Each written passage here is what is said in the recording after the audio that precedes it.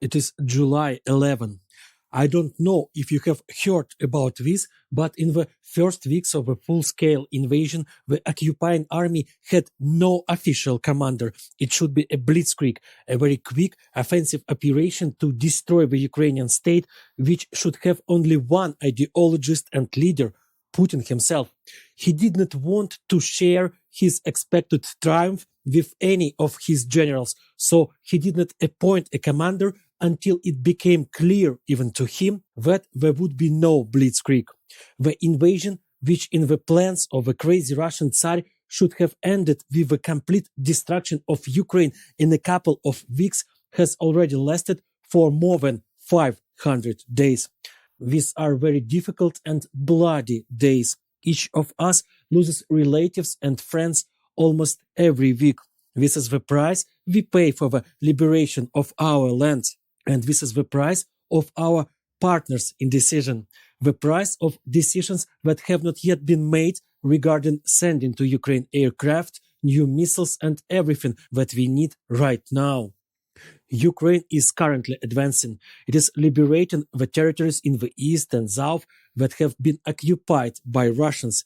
If the American army, the British army, or any NATO army were involved in the offensive, the military operations would look something like this.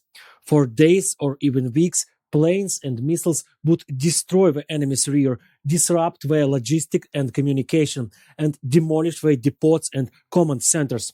From the air, artillery positions of the enemy, their tank columns, and any other combat vehicles would be targeted. Hundreds of aircraft would be engaged, with thousands of missiles striking enemy targets. Combat drones would relentlessly pound the enemy trenches and bunkers around the clock, leaving them no moment to respite.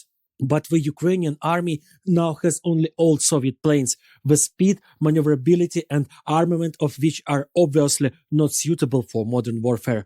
Long-range missiles from Western partners, unfortunately, are not available in sufficient numbers to create real hell in the rear of the Russian occupiers. These missiles are used individually for some very important objects. They do not fall on the heads of the Russian murderers in hundreds and thousands. We simply do not have them in such numbers. And that's why in places where the Western army would relatively safely destroy the enemy from the air, the Ukrainian army is forced to operate on the ground. It is not planes and missiles, but infantry that disrupts the enemy logistics, artillery and communication. Infantry detonates tanks and logistical convoys. Infantry detects and destroys bunkers and trenches. And every step of the land retaken from the enemy is paid for in blood.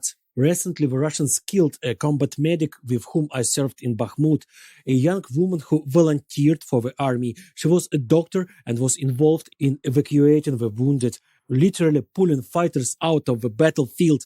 But this time, she did not make it in time. She was caught in enemy shelling and lost her life.